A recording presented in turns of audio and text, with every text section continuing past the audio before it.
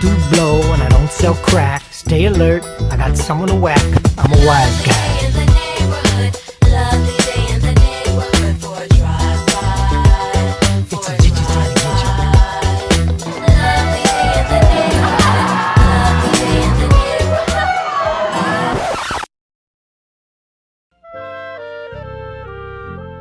neighborhood. We're going to discuss Saint Anger, Okay. Metallica's 47th album. We're going to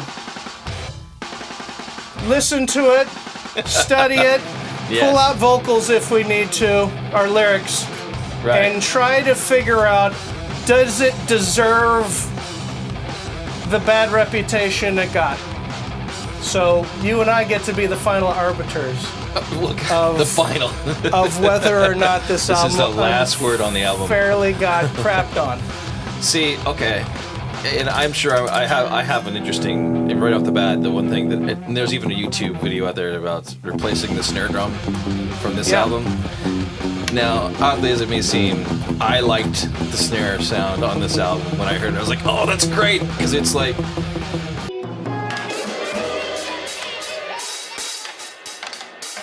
a sound you would never probably choose in a normal production. It was just like It all was this definitely that. crazy reverb and just ugly sound. But I liked it for that idea, is that it was Saint Anger, and it was about, like, you know, that snare drum is angry Yeah. because it's not pretty at all. The snares, obviously, Yeah. they've been the butt of the jokes in the last 15 years. I always have to hang my head down and go, yeah, I actually like this snare.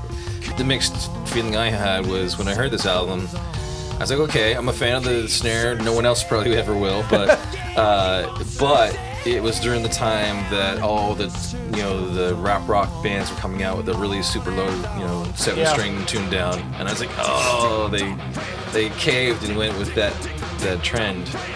And I was like, okay, it is what it is. It's kind of, I could see that it was becoming more acceptable or more commonplace for these lower tuned guitars. And I was like, all right, well, it's kind of what's coming. So, but I just thought that, you know, but every time I'll get into Metallica, and then they'll come up with a new album and they'll completely reinvent themselves, which I give them credit for. But it's like, you almost have to re-like them over again, depending on which album you're listening to. Yeah. You know, because, which is, you know, great credit to the growth, is that, you know, they're not just remaking the Black Album over and over and over again. Yeah. They really are trying to push their boundaries and test themselves and come up with new perspective. We can talk about the phenomenon of Metallica deciding to have cameras around them all the time and then releasing it. 'Cause Ozzy kind of was the first to become a non-rock star by having cameras around and show everyone what a douchebag he is with their TV show. Yeah. And then Metallica said, hey, that looks cool. Yeah. Look at those Let's numbers. Wow. show Let's do everyone that. what kind of douchebags we really are. Yeah. You're really helping matters. You're really good at that. I was straight up with you and I told you I'm in a shit mood, and what have you been doing? Fucking picking at me all night.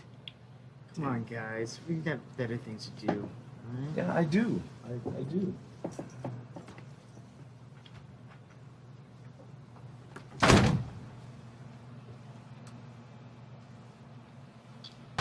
And they did that. That's, you're talking about the documentary, right? The documentary, Yeah. Some Kind of Monster. Yes. And you know, who knows? I don't. You know, I always wonder about, you know, who's got a documentary going that never sees the light of day. Like, they've been recording stuff and it doesn't pan out for whatever reason. So, you know, hard to say if they've ever done it before, but the documentary does surround, like, their most, I guess, tumultuous period. You know, losing Jason and then trying to find another bass player, and James's addiction issues, and, you know, I think it spans like several years, right? Several years, yeah. So, yeah, but it's that one thing it's like the thing you've always wanted to know, like, what happens behind the scenes to one of your favorite rock bands? You know, what's it like living that life and getting access to the things they have access to? and just the kind of people they are. You know, you wonder like, how does someone write these great songs? You know.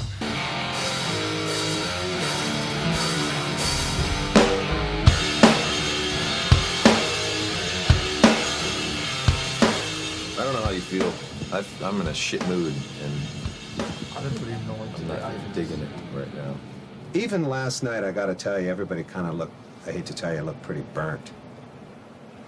Why don't you try getting a more solid beat? Regular? Oh, well, you can call it regular. Call it regular. No, I'm trying not to call it regular, because I know it bugs you when I call it regular. So a little more solid then.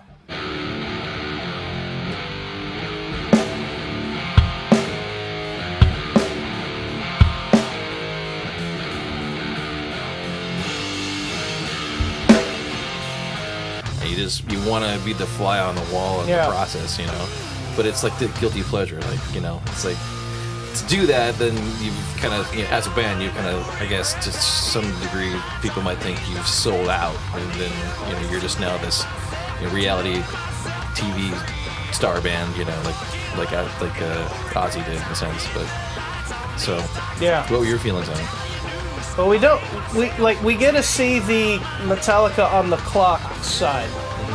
We don't get to see the after they punch out. What do you do when you have $500 quadrillion and you're living the life? So we don't get to actually see what does a hardworking band do to get to the success. The level they're at, yeah. How to make the sausage of an album.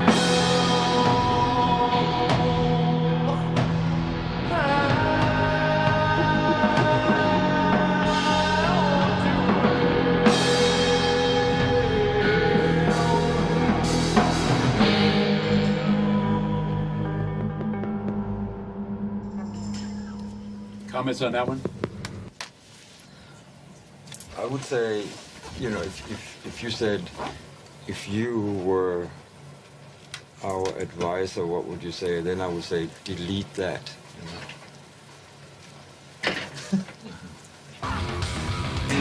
So what do you think this song's about? I believe this which is one are some we on? kind of monster. Some kind of monster. You know, when you say Well, those they're in things- C. Is it? Yep.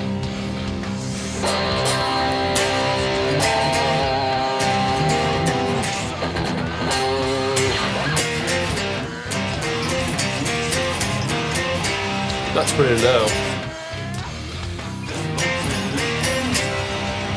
I'm curious. I don't know. That's my Kirk. Is it your Kirk? Oh, you're missing. It's a visual thing. Oh, sorry. Yeah. Oh, you know what? Man, if I put just a wig on you, I Put would, a wig? I would a little curly You get wig. a perm? I'd be like, wow, is that Kirk right there? How does he do that?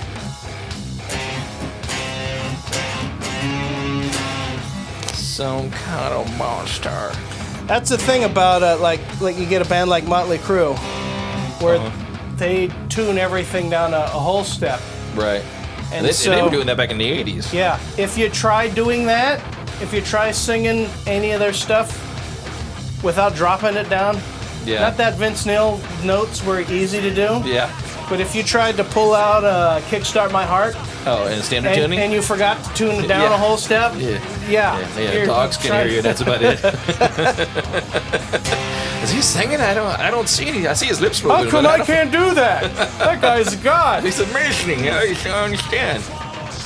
But yeah, I was remembering, speaking of Motley Crue, that, 20 years ago, when there wasn't cameras on everyone, back before Twitter and Facebook and social media, what Hit Parader magazine, Yeah, and I loved the Hit Parader, man. they'd come out, they do an interview, and it's obviously all controlled and all for the image, and they do their thing, and hey, we're rocking it, we're rocking this party 8 days a week, and we're working hard, the album's coming your way, and you wouldn't hear anything for 7 months, and then this whole album would land.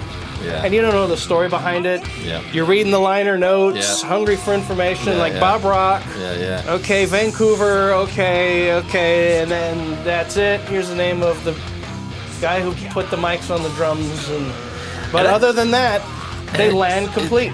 Yeah. probably the best sound I've ever heard in my life was the fact that you were playing guitar in here. Exactly. I know, brother. Play a riff.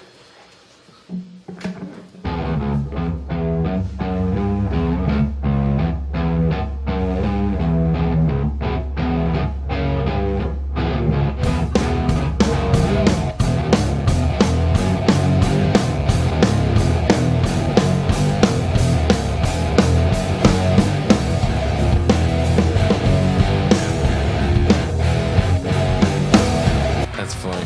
So, what do you think of Saint Anger on your second listen? My second listen. Yeah, listening it all the way through, it's interesting.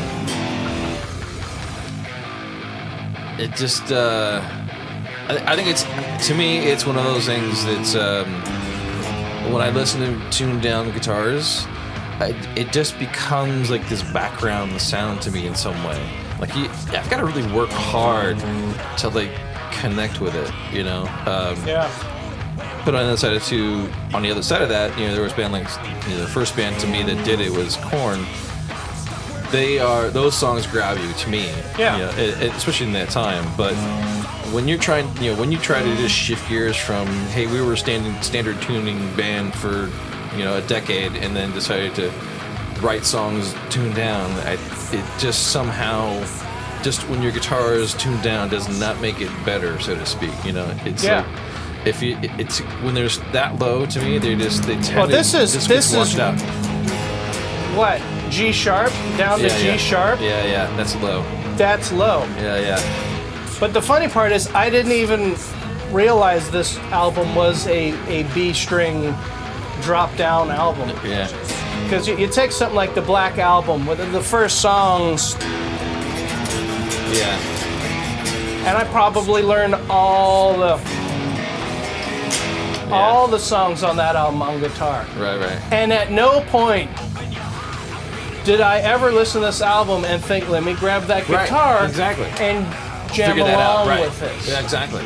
And I wonder, I think the Black Album was the last time I heard an album by Metallica where I busted out the guitar and Right. went to tab and learned how to play it. Right. Master of Puppets, Ride the Lightning, Kill 'Em All of them, you know. There's a riff, you know, they had Yeah, they had that. I was learning them. I was excited to be Right. doing it.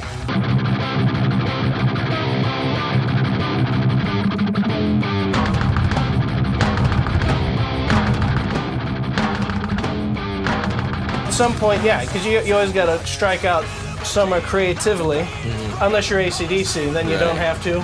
You know, I gotta say though, they are masterful at rearranging those 5 chords. You know, redoing that same song again and again. Yeah. And you always, if you're going to be around for a few decades and keep putting out albums, you have to. We have to ignore, because haters going to hate. Yeah. No matter what you do. I just want you to scream fuck as hard as you can fucking scream. Can you stand up?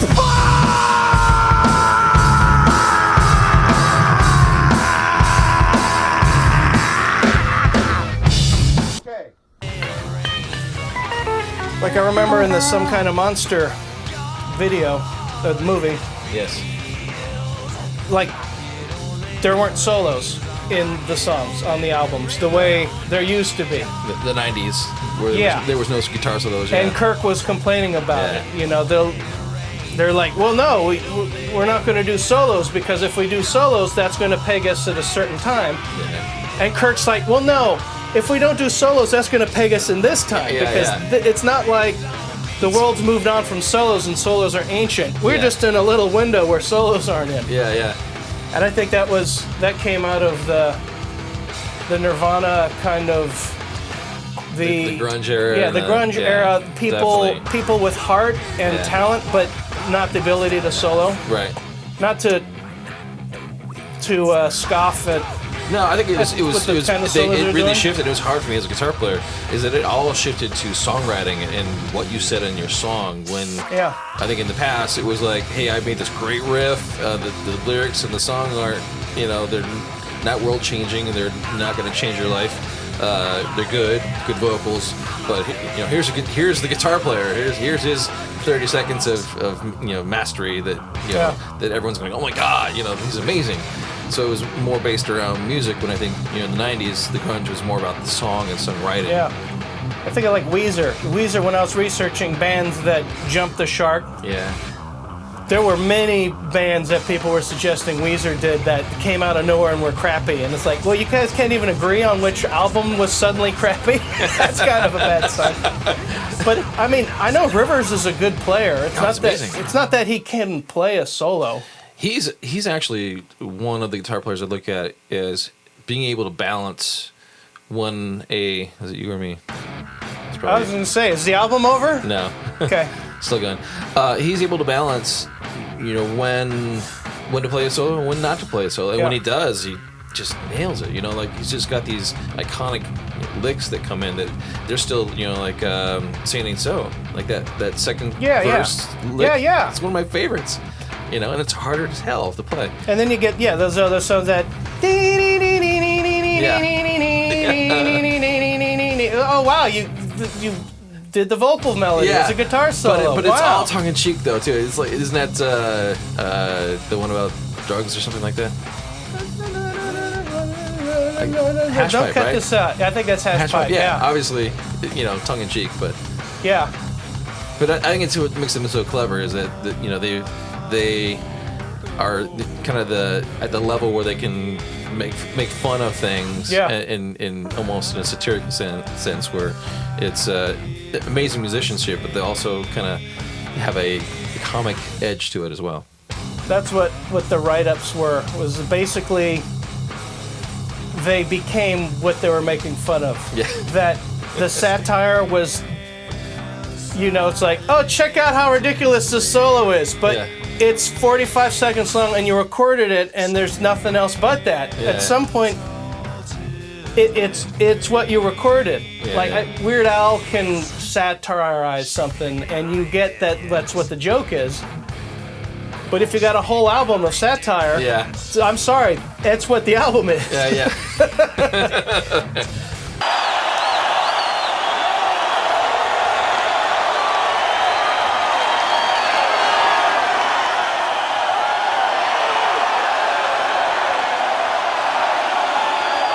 These are good problems to have. These are good problems. Rich rock star problems. Hey, what's we this? we got a glass. You want Give me some glasses and I'll introduce this. All right. Good stuff. Liberty Call, barrel strength, awesome.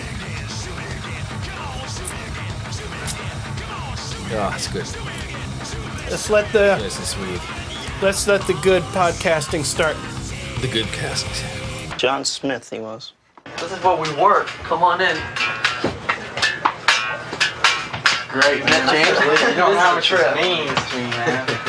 He came down to the studio with his family. He'd been diagnosed with cancer, and he'd been going through already, chemotherapy treatments and all that kind of stuff. But he was a huge Metallica fan, and I think it was through the Make-A-Wish Foundation that his wish was to come and hang out with Metallica. I play more of your guys' music than anything else. If I can't play it all, I can at least play a piece of it usually.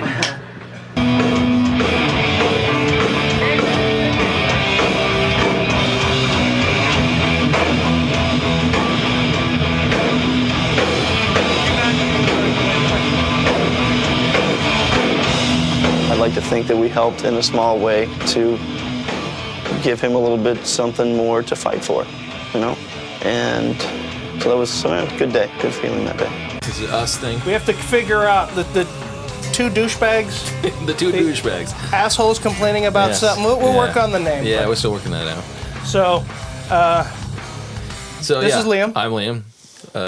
And Liam Edward by my name as it pertains to music. And this is my control room for the Music Temple, is what I call it, the Music Temple Studio. And the rest of it is out there. They have a room that the amps are in that we may probably getting a bleed from, but that's all right. And you want to do your own introduction, or shall I introduce you? Yes. Okay. This is Nick Carter, everybody. That's me. Musician extraordinaire. Musician extraordinaire. I've been playing music for a long time. I inherited a music blog for a while, like the Dread Pirate Roberts. I inherited SanDiegoPunk.com. Yes.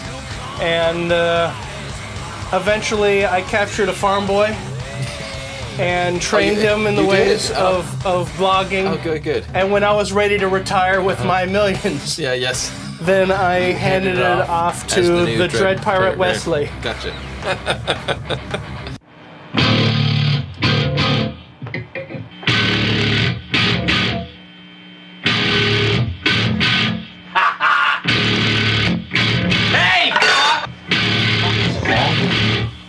Okay.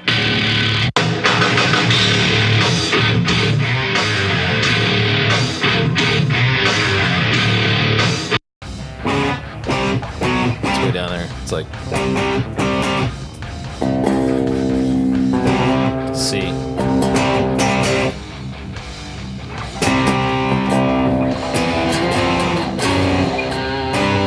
It's a good video, just us mangling the song. Yeah. It's good stuff. Good stuff. Yeah. So tell why is it that you like this song? Tell me more about what. Oh, more about it. I don't know anything about the song, so help me. Yeah, pretend it's I'm not the audience that does nothing about It's not about the. I like this song because I don't think I cringed once. Things to look for in the songs you like. This was zero cringing. Yeah. Let's see. As we get to the end and the battery's about to die, anything else to add? Quick! Give us Wayne's World us out. Wayne's World you out. Let me see if I can do that.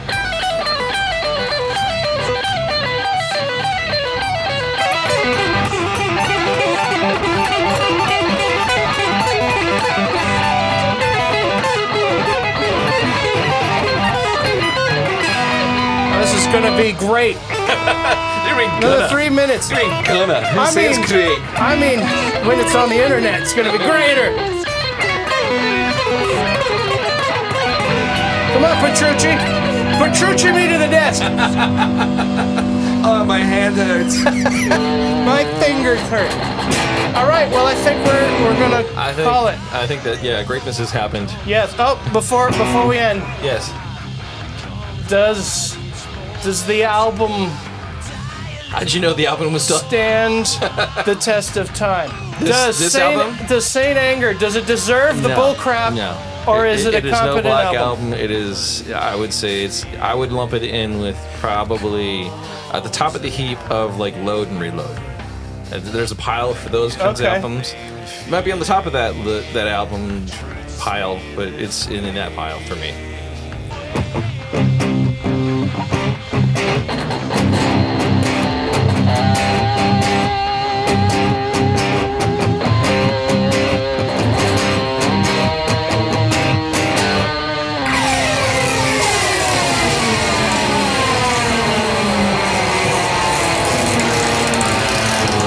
See who's the better guitar player is the one who makes it there at the end. Yeah, it's me! Woohoo! I made it. I hope that made the cut. Award. All right. That's it. Well done. This podcast is Jump the Shark. All right. Well, thanks. This is the Jump the Shark right off the bat. And episode. I'm done. And we're done. Whatever we call this, I quit it too. I'm just quitting everything. Oh my goodness. Oh Jesus. This sucks. This sucks. I'm gone. I'll let you guys duke it out on this one because frankly I don't give a fuck.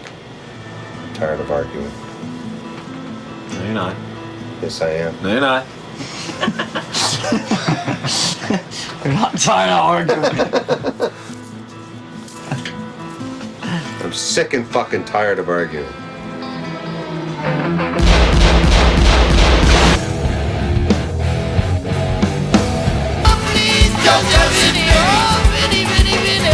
With your cousins, with your family. Hey, with your cousins, with your family. With your cousins, with your family. Ehi, non me lo mi distrugate stasera, mo, eh?